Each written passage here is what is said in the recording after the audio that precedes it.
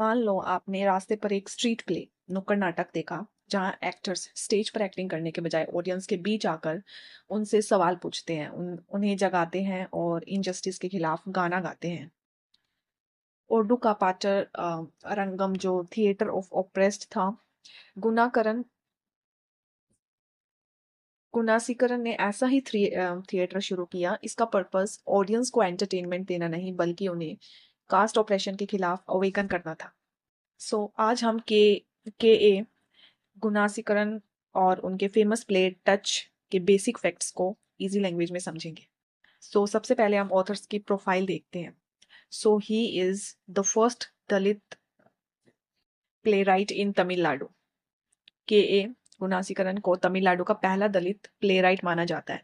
वो एक फोकोरिस्ट वो एक फोकलोरिस्ट, थिएटर पर्सनालिटी और अकेडमिशियन भी थे। इनका जो ब्रेक थ्रू वर्क था वो था बाली अडुगल, सैक्रिफिशियल गोट। तमिलनाडु में दलित थिएटर की शुरुआत इसी को ही माना जाता है। जो डिस्टिंक्ट थिएटर प्रैक्टिस है और डुकापट्टर अरंगम, उन्होंने तमिलनाडु में इसकी शुरुआत की, जिसे इंग्लिश में थिएटर ऑफ द ओप्रेस्ड कहते हैं। ये ब्राजीलियन थिएटर डायरेक्टर ऑगस्टो बोल के कॉन्सेप्ट पर बेस्ड था। ये इंटरेक्टिव और पार्टिसिपेटरी थिएटर था जिसका गोल कास्ट और जेंडर एक्सप्लोइटेशन के खिलाफ अवेयरनेस फैलाना था। इन्होंने फेमस दलित एंथम मानु संगदा नांगा मानु संगदा मतलब हम इंसान हैं, हम भी इंसान हैं को कंपोज और परफॉर्म किया था। लिरिक्स इनकलाब ने दिए थे और जो 1990s में दलित मूवमेंट का एंथम भी बना। उनकी ऑटोबायोग्राफी वाडू मतलब स्केयर, गुनासीकरण ने अपनी ऑटोबायोग्राफी भी लिखी है। और एग्जामिनर अक्सर टच जो है ड्रामा है और वाडू ऑटोबायोग्राफी को एक साथ कनेक्ट करने के सवाल भी पूछते हैं। जो प्ले टच है कि the Oxford India anthology of Tamil Dalit writing 2016 के ड्रामा सेक्शन में इंक्लूडेड है, जिसे रवि शंकर ने इंग्लिश में ट्रांसलेट किया है। अब हम the Oxford India anthology of Tamil Dalit writing के कुछ की फैक्ट्स को समझेंगे। ये बुक 2016 में ऑक्सफोर्ड यूनिवर्सिटी प्रेस OUP ने पब्लिश की थी, जिसे रविशंकर और R अजाग्रसन ने एडिट किया। इसमें लेट 19th सेंचुरी से लेकर आज तक के 100 साल से ज्यादा का तमिल लिटरेचर कंपाइल्ड है। पोइट्री, फिक्शन, ड्रामा, ऑटोबायोग्राफी और हिस्टोरिकल स्पीचेस सब कुछ इसमें इंक्लूडेड है। एडिटर का कहना है कि जो तमिलनाडु के जो अंदर अलग अलग दलित कम्युनिटीज की अनटचेबिलिटी और ऑपरेशन की अपनी अलग हिस्ट्रीज हैं। बुक किसी एक सिंगल होमोजिनाइज्ड दलित एक्सपीरियंस को फोर्स नहीं करती है। ये दलित आइडेंटिटी की इंटरनल डाइवर्सिटी को सिलेक्ट और रिप्रेजेंट करती है।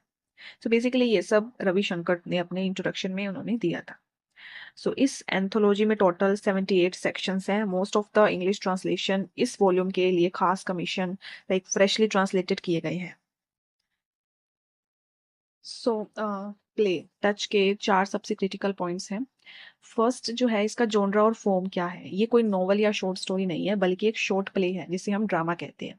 ये तमिलनाडु के जो एमर्जिंग दलित थिएटर की ट्रेडिशन से बिलोंग करता है। लाइक ये दलित तमिल की जो इमर्जिंग दलित थिएटर है उसके ट्रेडिशन से बिलोंग करता है। इसका जो सेंट्रल सब्जेक्ट है, ये प्ले हिंदू कास्ट सिस्टम में जो अनटचेबिलिटी, जो छुआछूत की, जो इरेशनल बिना किसी लॉजिक वाली और इन ह्यूमन प्रैक्टिस को सटायर मीन्स उसका मजाक उड़ाना या ताना कसना, सटायर के जरिए एक्सपोज करता है। ये दिखाता है कि कैसे डेली लाइफ में कास्ट डिस्क्रिमिनेशन और वायलेंस को नॉर्मल समझ लिया गया है। इसमें मेल और फीमेल की वॉइसेस भी, मतलब इसमें जेंडर पर्सपेक्टिव भी आपको दिखाया गया है। प्ले में मेल वॉइस और फीमेल वॉइस दोनों के एग्जर्प्ट शामिल किए गए हैं। इससे पता चलता है कि दलित मेल का जो स्ट्रगल अलग है और दलित वुमेन के लिए जेंडर और कास्ट मिलकर डबल सफरिंग बना देते हैं। Next is the politics of quieting the Dalit, आवाज दबाना, क्वाइटिंग द दलित। प्ले ये दिखाता है कि कास्ट सोसाइटी सिर्फ फिजिकल वायलेंस से नहीं चलती है बल्कि जो दलित की आवाज को दबाना और उन्हें इरेशनल इंफीरियर दिखाने से भी चलती है। इसका मेन गोल ऑडियंस के दिमाग को लाइक झंझोड़ना है, main purpose. Next is Dalit theatre as a movement context for touch.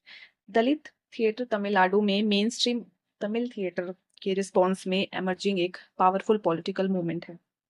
So basically main stream theatre अक्सर तमिल कल्चर और हेरिटेज को शो ऑफ करता था, पर जो दलित और फोक ट्रेडिशंस को बिल्कुल इग्नोर कर देता था। So, इसके जो हिस्टोरिकल रूट्स है, लाइक इंडिया में दलित थिएटर की जो शुरुआत है वो ज्योतिराव फूले ने 1855 के मराठी प्ले तृतीय रत्न द थर्ड ज्वेल से मानी जाती है। आपने इनका नाम तो सुना ही होगा। 1950s में डॉक्टर बी आर अम्बेडकर की इंस्पिरेशन से एम वी चिटनीस के जो प्ले है युग यात्रा जैसे वर्क्स ने इसे और आगे बढ़ाया। सो परफॉर्मेंस वेन्यू की बात करें तो ये जो प्लेस है ये कमर्शियल थिएटर में नहीं बल्कि जो दलित कल्चर फेस्टिवल्स होते हैं, एकेडमिक स्पेसेस होते हैं और जो एक्टिविस्ट फोरम्स में परफॉर्म किए जाते हैं। So next is core logic of untouchability. जो प्ले का टाइटल है सीधा कास्ट सिस्टम की सबसे इरेशनल डॉक्ट्राइन पर छोटा करता है। लाइक इसकी इसी सोच पर कि एक दलित का फिजिकल टच लोगों और ऑब्जेक्ट्स, खाना और पानी को पोल्यूट कर देता है। जो इनकी ऑटोबायोग्राफी थी स्केयर, लाइक वार्डो का जो लिंक है वो भी इससे दिखाया गया है। गुनीसीकरण ने अपनी ऑटोबायोग्राफी में बताया है कि कैसे वो बचपन में, लाइक कैनाल होता है उसका जो पानी लाइक डर डर के पीते थे। उनकी अपनी लाइफ का ये लाइफ एक्सपीरियंस टच प्ले का एक कोर कंटेंट बनता है। So next is cross textual comparative points. इस थीम को हमने तीन बड़े हिस्टोरिकल और लिटरेरी कंटेक्स्ट से कनेक्ट कर सकते हैं। महाड़ सत्याग्रह जो 1927 में हुआ था, डॉक्टर बी आर अम्बेडकर का जो पब्लिक वाटर एक्सेस के लिए किया गया ये एक हिस्टोरिक मूवमेंट था। नेक्स्ट इज मुल्कराज आनंद का अनटचेबल। ये वेल जो उसमें जो वेल सीन है, लाइक जो कुएं का सीन है जहाँ पे लाइक बाखा खुद पानी नहीं निकाल सकता और कास्ट के जो हिंदू के पानी मतलब डालने के लिए वेट करते हैं, इस टाइप से कुछ सीन है उसमें, तो वो भी है। प्रेमचंद की स्टोरी है द ठाकुर्स वेल, है ना, ठाकुर का कुआं। जो गंगा कैसे बीमार पति के लिए अपना पानी लेने जाती है पर जो कास्ट वायलेंस के डर से वो खाली हाथ वापस लौट आती है, तो ये सब जो इसका है वो भी इंक्लूडेड है। सो फटाफट एक लास्ट क्विक रिकैप कर लेते हैं। ऑथर है के ए गुनासीकरन 1955 टू 2016, जो तमिलनाडु के फर्स्ट दलित प्ले राइट माने जाते हैं। उनका फेमस वर्क है टच और एक शॉर्ट प्ले है ये, जिसे ड्रामा कहते हैं, जिसे आर वी शंकर ने इंग्लिश में ट्रांसलेट किया है। ठीक है, ये जो प्ले है वो 2016 की famous Oxford India anthology of Tamil Dalit writing में पब्लिश है। उनकी लाइफ के बैकग्राउंड समझने के लिए हम तीन कीवर्ड्स याद रखेंगे।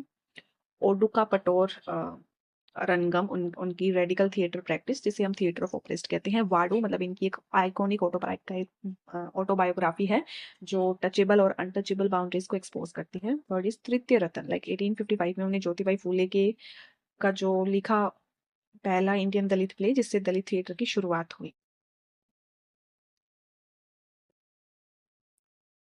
इनका कोर सब्जेक्ट है वो अनटचेबिलिटी के इरेशनल और इनह्यूमन नेचर पर सटायर वो सब है, और मेल वॉइस और फीमेल वॉइस का ये बैलेंस भी करते हैं अपने वर्क में। और दैट्स ऑल अबाउट दिस।